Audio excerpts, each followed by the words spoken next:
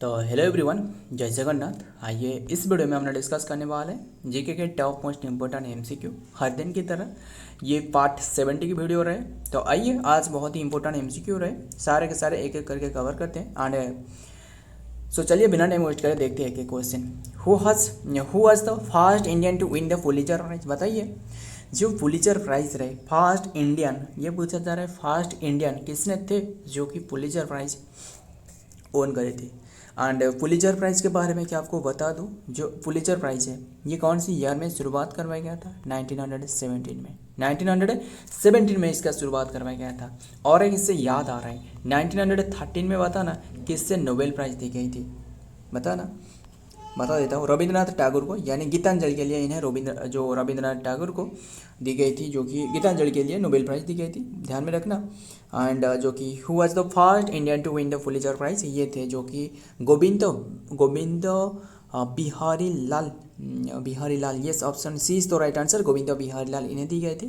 कौन सी ईयर पूछे तो 1937 में पुलित्जर प्राइज है, ध्यान में रखना।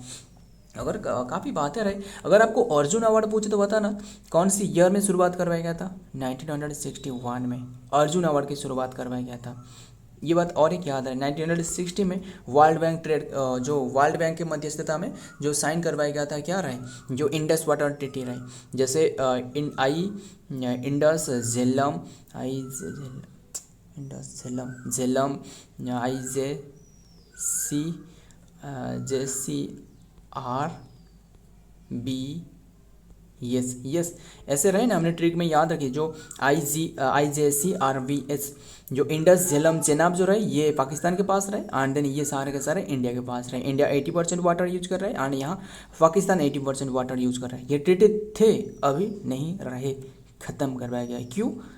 जो मतलब आपको तो पता है इसके बारे में, जो पहलगाम के अटैक रहे, पता है ना आपको, जो पहलगाम का अटैक के बाद ये ख़त्म करवाया गया है। ध्यान में रखना, काफ़ी बातें रही। ये 1961 हमने डिस्कस की ना। और एक काफ़ी बातें आपको बता देता हूँ। जो द्रोणाचार्य अवार्ड 1985 में शुरुआत करवाया गया था। अगर आपको व्यास अवार्ड पूछे तो, सरस्वती सम्मान पूछे तो, वो कौन सी ईयर में? 1991 में शुरुआत करवाया गया था। ये बताना, जो Major Dhyan Chand award first time जो विश्वनाथ आनंद को दी गई थी, वो कौन सी ईयर में? 1900 जो लाइटिंग किड ऑफ किसे कहा जाता है? विश्वनाथ आनंद को 1991 एंड देन 92 में दी गई थी। इसकी शुरुआत भी इसी ईयर में करवाया गया था। काफ़ी बातें रही बताने के लिए, बस ध्यान में रखना सारे के सारे। बस ये गोविंद बिहारी लाल इन्हें दी गई थी, बिहारी लाल एंड 1900, ये तो हमने डिस्कस करी। एंड इन्हें क्यों दी गई थी बताना? ओन हिज मतलब इन्हें जर्नलिज्म के क्षेत्रों में दी गई थी, जर्नलिज्म क्षेत्र में special for his work on the science and जो रिपोर्टिंग क्षेत्रों में इन्हें दी गई थी। ध्यान में रखना ये बात है। एंड जो पुलित्जर प्राइज है ये one of the most prestigious award in the field of the journalism, जो लिटरेचर एंड देन म्यूजिक क्षेत्रों में यूनाइटेड स्टेट की, ध्यान में रखना, यूनाइटेड स्टेट को और से दी जाती है। देखते हैं पहले डिटेल में क्या रहे।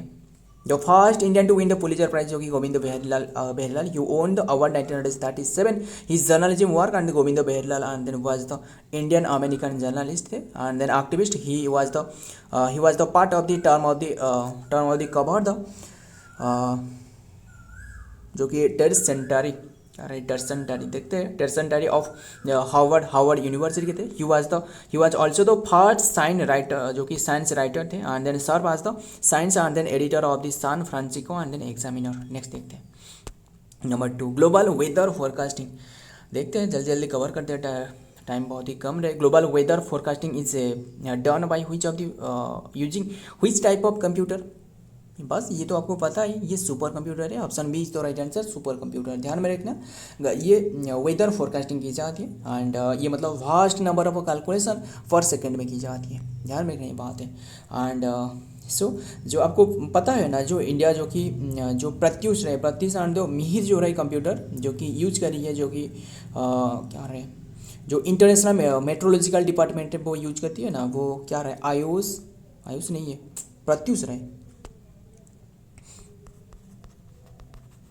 एक तो रहे प्रत्युष एंड मिहिर, ये दोनों कंप्यूटर अभी के टाइम में यूज़ किया जा रहा है। जो इंडियन मेट्रोलॉजिकल डिपार्टमेंट में जो मृत्युंजय महापात्र रहे ना, वो यूज करते हैं इंडियन मेट्रोलॉजिकल डिपार्टमेंट, ध्यान में रखना। नेक्स्ट देखते हैं द ग्लोबल वेदर फोरकास्टिंग जो कि release of the super computer this powerful machine have been the computer जो कि computational ability to the process the vast amount of the data and then computer calculation need for the weather models and enabling the meteorologists to make the accurate prediction करने के लिए super computer are essential to the task like the running global forecast model and then stimulating the atmospheric condition and then predicting weather hazard।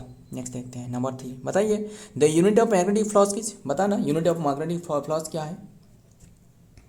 ये है weber, option D B is the right answer, weber मतलब ये SI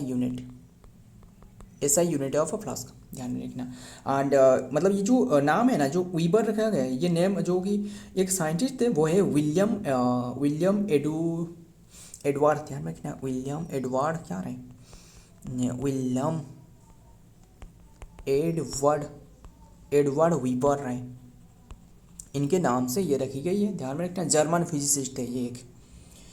and और भी काफ़ी बातें रहे। One वीपर बताना, वन डब्ल्यू ई है, डब्ल्यू आई नहीं, W weber is equal to 1 tesla metre square,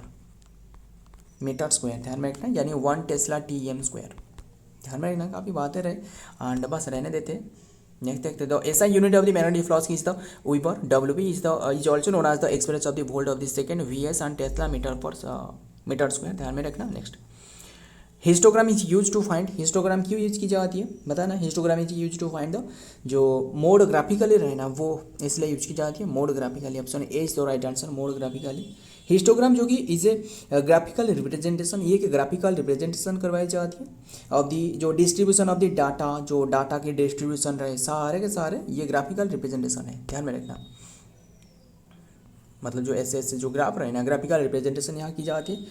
and मतलब डिफरेंट हाइट की देखते हैं नेक्स्ट में क्या आ रहा है। The histogram is a graphical representation of the use the display of the distribution of the numerical data, it shows how often the different value occurs within the data set providing a visual overview of the data and then shape of the spread and then potential outlets. देखते हैं next number 5, ROM is composed of, ROM मतलब है random read only memory, random क्या है, read only memory है, read only memory, ध्यान में रखना। ये एक नॉन वोलाटाइल मेमोरी है, क्या है नॉन वोलाटाइल, राम पूछे तो ये एक वोलाटाइल मेमोरी है, वोलाटाइल मतलब भूल जाना, नॉन वोलाटाइल मतलब ना भूलना बस। एंड ये जो कि रोम इज कंपोज्ड ऑफ, ये किससे बने हुए हैं, कंपोज्ड ऑफ इंटीग्रल सर्किट, ये इंटीग्रल सर्किट होती है, ध्यान में रखना। एंड ये जो कि एक नॉन वोलाटाइल मेमोरी है, ध्यान में रखना। एंड अगर आपको इसके वर्सन पूछे तो रैम की जो वर्सन रहे ना वो काफ़ी रहे, क्या रहे राम जो वर्सन अगर पूछे तो पी रोम रहे, जैसे कि पी रोम, राम नहीं पी रोम रहे, जैसे ईपी रोम रहे, EPROM and then double E यानी EEP रोम, काफ़ी बातें रहे, ध्यान में रखना। नेक्स्ट देखते हैं रोम जो कि read only memory, it is the type of the memory that the store the data and then instruction permanently, देख सकते हो ना परमानेंटली डाटा ये स्टोर कर सकता है। और सेमी परमानेंटली मतलब meaning the it can not be easily rewritten, ये इजीली लेकिन नहीं जा सकता है, ध्यान में रखना। मतलब सिर्फ और सिर्फ रीड किया जा सकता है, रीराइटेबल और the modified of the user of the computer CPU, it is crucial part of the electronic device containing the essential software and then data like the BIOS and then booting of the computer. Next देखते हैं number 6, ENIAC the first generation computer, ENIAC the first generation computer जो कि propose electronic computer and then E stand for, ENIAC जो कि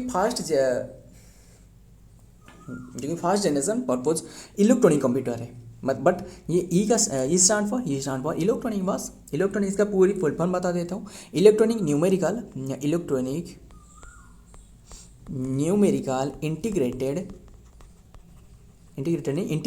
and computer इसका full form है। And ध्यान में रखना जो कि ये जो डेवलप करवाया गया था कौन से समय में आपको पता है, जो वर्ल्ड वॉर 1 के समय में, ध्यान में रखना ये डेवलप करवाया गया था। जो ENIAC जो कि इलेक्ट्रॉनिक, ये देख सकते हो electronic numerical integrator and then computer is the first generation computer, electronic computer in the ENIAC the first letter E stand for the electronic, clear. Next SI unit of capacitance बताना, capacitance की SI unit क्या है, farad है। Option A is the right answer, farad है, ध्यान में रखना।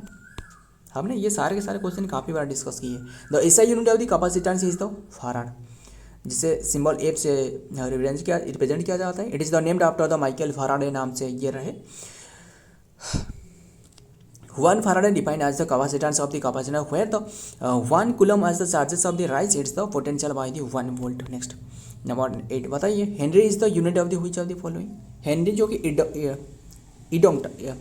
Inductance की, option B is the right answer, inductance की, ध्यान में रखना, इंडक्टेंस नहीं, इंडक्टेंस की जो कि ये हेनरी जो कि यूनिट है, ध्यान में रखना। नेक्स्ट देखते हैं, the unit of the unit Henry is the stand unit of the inductance.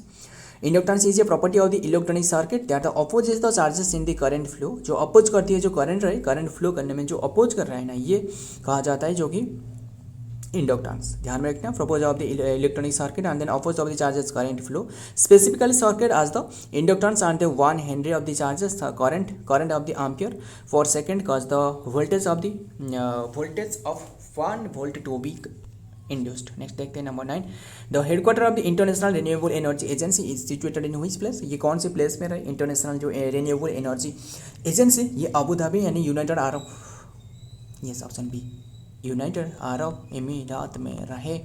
Clear and बस ध्यान में रखना। एंड इसका स्थापना पूछ दो, एंड सारे के सारे जल्दी जल्दी क्यों कवर कर रहा हूँ, क्योंकि बहुत ही कम रहे, निकलना है, लाइब्रेरी भी निकलना है, एंड टाइम भी वैसे ज़्यादा हो चुकी है, फिर भी अगर सीट नहीं मिल पाए तो क्या करें, बस जल्दी जल्दी इसलिए कवर कर रहा हूँ। सो जो कि ये इसका स्थापना पूछे तो वो है 2009 में, इसका 2009 है, 2009 में इसका स्थापना करवाया गया था। यूनाइटेड अरब अमीरात में इसका हेडक्वार्टर है, यानी अबू धाबी में। क्लियर। नेक्स्ट देखते हैं, the headquarter of the International Renewable energy Agency IRENA are located in the Masdar City Abu Dhabi, United Arab अमीरात में रहे। Next 10th, which committee was related to the policies and program for agriculture, policy and program for agriculture, ये है Bhupendra Singh committee. Option A is the right answer, Bhupendra Singh committee. असल में ये जो Yashpal committee बताना ये क्या है, चरण सिंह कमेटी ये बताना, हंटर कमेटी ये क्या है। हंटर कमेटी के बारे में शायद आपको पता है, जालियाना वाला बाग मासाकर के बारे में, कौन सी ईयर में हुआ था बताना, जो 13 अप्रैल 1919 में करवाया गया था। एंड ये जो मतलब हुआ था, ये किसने ये हत्याकांड करवाया था, वो है क्या रहे, जनरल डायर रहे। जनरल डायर को किसने हत्या करी थी, वो उधम सिंह। असल में जनरल डायर नहीं, और एक डायर नाम से वो थे, वो इससे हत्या करी थी, जो कि मतलब जो बुक थे ना, बुक इनके पास एक बुक लेकर, बुक में जो कि ऐसे रहे ना, जो बुक थे, बुक में जो कि पिस्तल लेकर गए थे। काफ़ी बातें रहे बताने के लिए, ध्यान में रखना। एंड जो जालियानवाला वाला बाग, ये जो हंटर कमेटी, असल में ये जालियानवाला वाला बाग की जो हत्या हुए थे, इसके बाद जो कि इसका तदंत करने के लिए ये बैठाया गया था। फिर भी इसका ये एक मतलब असल में ये बैठाया गया था, फिर भी ये उनकी जो ब्रिटिशर्स की ओर से ये बात करने लगे। बस ध्यान में रखना, क्योंकि इसमें कोई भी इंडियन नहीं थे हंटर कमेटी में, इसलिए। एंड जो काफ़ी बातें थे। चरण सिंह कमेटी अगर पूछे तो ये चरण सिंह कमेटी जो कि रूरल जो डेवलपमेंट एंड जो एग्रीकल्चर रिफॉर्म रहे ना, एग्रीकल्चर रिफॉर्म, इसके लिए चरण सिंह कमेटी बैठाया गया था। यशपाल कमेटी पूछे तो वो एजुकेशन के लिए बैठाया गया था। क्लियर सारे के सारे, देखते हैं डिटेल में। हाँ देन डिटेल तो कोई है ही नहीं, बस। सो फ्रेंड, आज की ये कंटेंट रहे। अगर वीडियो पसंद आए तो वीडियो को लाइक करना, आपके दोस्त यार प्यार जो भी रहे इनके साथ शेयर करना। मिलता हूँ और एक वीडियो में और एक इंपॉर्टेंट एमसीक्यू के साथ, तब तक के लिए जय हिंद, जय जगन्नाथ।